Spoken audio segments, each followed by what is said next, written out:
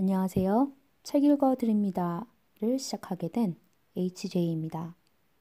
오늘 첫 번째 책은 50대 사건으로 보는 돈의 역사라는 책입니다. 작가는 홍춘욱이라고 되어 있고요. 그분은 대구에서 출생해 연세대학교 사학과에 입학했고 군복무를 마친 후 고려대학교 대학원 경제학과에 진학했으며 명지대학교에서 경영학 박사 학위를 취득했습니다. 1993년 한국금융연구원을 시작으로 국민은행과 국민연금 등 한국의 대표적인 금융기관에서 27년째 이코노미스트 생활을 하고 있습니다. 특히 2016년에는 조선일보와 FN 가이드가 선정하는 가장 신뢰받는 애널리스트로 선정되기도 했다고 합니다. 지은 책으로는 돈 좀 굴려봅시다와 환율의 미래 외 10여 권에 이르며 순환 장세의 주도주를 잡아라 등 여러 권의 책을 번역했다고 합니다. 1999년부터 개인 홈페이지 홍춘욱의 시장을 보는 눈을 운영하면서 네티즌과 지식을 공유해 왔으며 최근에는 유튜브 채널 홍춘욱의 경제 강의 노트를 통해 어려운 경제 및 금융시장 지식을 쉽게 전달하기 위해 노력하고 있다고 합니다. 제가 이 책을 선정하게 된 계기는 유튜브에서 체인지 그라운드를 통해 이 책을 추천을 받았습니다. 실제 동영상도 봤지만 읽었을 때 더 많은 생각을 하게 될 것 같고 제 개인적으로 정리가 될 것 같아서 읽어보려고 하거든요. 여러분들도 경제에 관심이 있으시거나 체인지 그라운드에서 얘기할 때 경제에 대한 기초 지식이나 돈의 역사에 대해서 잘 모르시는 분들을 위해서 쉽게 접근할 수 있게 이 작가가 써놓은 책이라고 합니다. 그러니까 함께 들어보고 저는 읽는 거죠. 많은 도움이 되셨으면 합니다. 오늘은 먼저 이 작가의 서문을 읽어드리도록 하겠습니다. 이 서문을 통해서 이 작가가 왜 이 책을 편찬하게 됐는지 한번 의미를 짚어보시기 바랍니다. 그럼 시작하겠습니다. 이 책을 구상한 건 20년 전의 일이다. 하지만 이런저런 이유로 실행에 옮기기 쉽지 않았는데 2018년 말 한 회의에서의 경험을 계기로 이렇게 글을 쓰게 되었다. 회의 참석자 가운데 한 사람이 금융시장을 전망하면서 다음과 같이 단언했다. 2019년 글로벌 주식시장은 좋을 겁니다. 왜냐하면 트럼프 대통령의 임기 3년 차라 재선을 위해 주식 가격을 부양할 수밖에 없습니다. 이런 류의 이야기는 사실 방송이나 대중을 상대로 한 강의에서 수없이 듣는다. 그런데 경제 상황이나 전망을 특정 인물의 의도 혹은 개성에 초점을 맞추어 설명해도 될까? 안타깝게도 이런 식의 설명은 굉장히 많은 한계를 지닌다. 가장 대표적인 예가 19세기 초반 유럽을 제패했던 나폴레옹의 몰락과 정이다. 그는 아우스터리츠를 비롯한 수많은 전투에서 승리함으로써 불패의 명성을 얻었지만 마지막은 비참했다. 1815년 워털루 전투에서 영국의 웰링턴 공작이 이끄는 연합군에 패배한 후 대서양의 절의 고도 세인트렐레나 섬에 유배되어 1821년 죽을 때까지 풀려나지 못했다. 포병 전력에 대한 강조와 기동력을 이용한 분산 격파 등 현대 육군 교리 대부분을 만들어낸 천재 전략가가 어쩌다 이렇게 되었을까? 일부에서는 워털루 전투에서 프로이센 군이 단 1시간만 전장에 늦게 나타났더라도 프랑스가 결정적 승리를 거두며 역사가 바뀌었을 것이라고 이야기한다. 그러나 필자는 그 의견에 반대 입장이다. 왜냐하면 워털루 전투 이전에 벌어졌던 스페인 살라만카와 러시아 보르디노 그리고 독일 라이프치히 전투에서 나폴레옹의 군대는 연전연패 중이었기 때문이다. 그럼 어떤 요인이 나폴레옹을 패망으로 이끌었을까? 1789년 프랑스 대혁명 이후 20년 넘게 이어진 전쟁으로 병력 자원이 고갈된 게 가장 직접적인 이유겠지만 영국이 압도적인 경제력을 지니고 있었던 것도 무시할 수 없다. 러시아가 나폴레옹의 대륙 봉쇄령을 어기고 영국 편에 선 것도, 그리고 스페인 사람들이 영국군을 지원하며 게릴라전을 펼친 것도 결국 영국이 제공하는 값싸고 질 좋은 공산품과 풍부한 식량 때문이었으니 말이다. 나폴레옹 전쟁이 주는 교훈은 주식시장에도 적용된다. 1981년 카터 대통령과 1993년 부시 대통령이 재선에 실패한 이유는 무엇일까? 그들이라고 집권 3년 차에 주식시장을 부양하여 재선에 성공하고 싶지 않았을까? 그러나 1980년에 일어난 제2차 석유 파동과 1991년 걸프전이 이들의 꿈을 산산조각 내고 말았다. 1993년 말 대통령 선거에서 부시와 맞붙은 클린턴의 유명한 선거 캠페인 바보야, 문제는 경제야가 그토록 인기를 끌었던 건 결국 불황 때문이었다. 물론 필자는 2019년 주식시장이 몰락할 것이라고 주장하는 것은 아니다.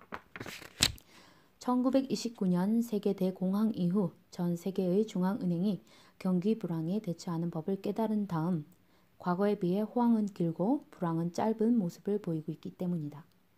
가장 가까운 예로 미국 경제는 2009년 3월 바닥을 친 다음 이 책을 쓰고 있는 순간까지 10년째 호황을 누리고 있다. 따라서 2019년 세계 경제가 극심한 불황으로 고통받을 가능성은 높지 않다. 다만 미국 대통령의 캐릭터 혹은 재선에 대한 동기만으로 세상을 예측하려 드는 것에 대해 반대할 뿐이다. 그럼 어떻게 해야 할까? 필자가 이 책을 쓴 이유가 여기에 있다. 세계 역사를 바꾼 중요 사건의 배경을 살펴봄으로써 세계가 어떻게 돌아가고 있는지 이해의 폭을 넓혀보자는 것이다.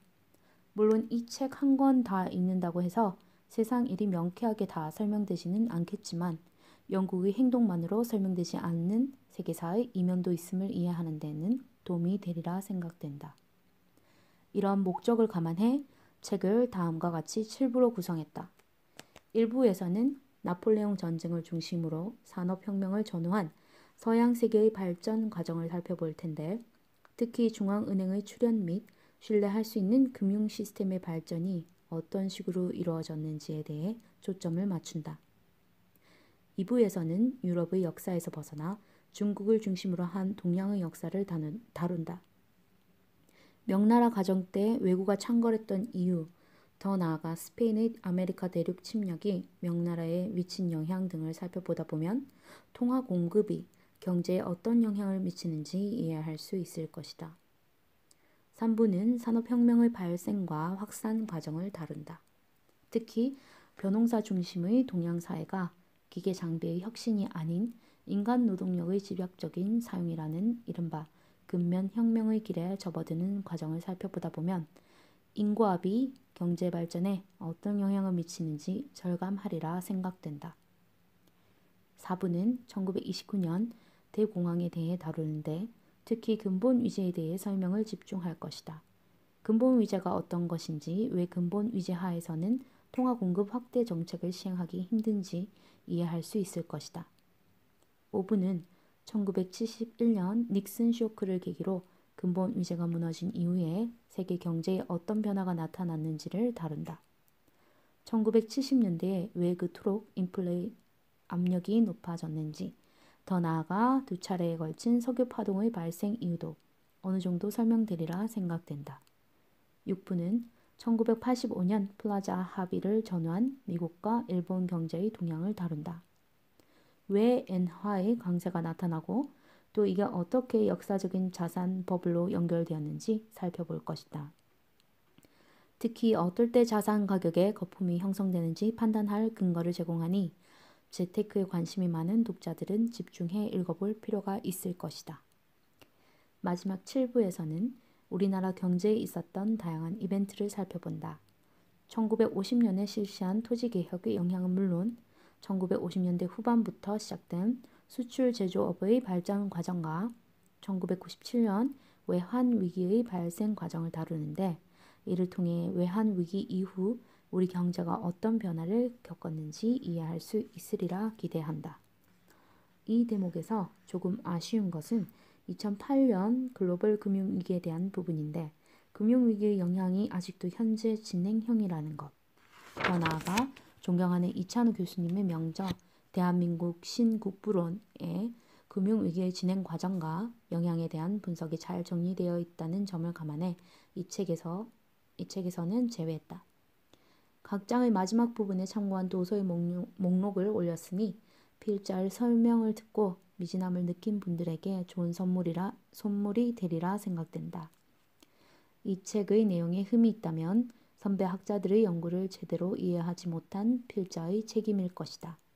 책을 읽다 이해하지 못한 부분이 있거나 다른 의견을 제기하고 싶은 독자들은 이메일 혹은 유튜브 채널로 편하게 연락하기 바란다. 자, 여기까지가 서문이었습니다. 중간에 그런 얘기가 있었죠. 필자가 이 책을 쓴 이유가 여기에 있다. 세계 역사를 바꾼 중요한 사건들의 배경을 살펴봄으로써 세계가 어떻게 돌아가고 있는지 이해 폭을 높여보자. 그 속에 대한민국도 있다는 거죠.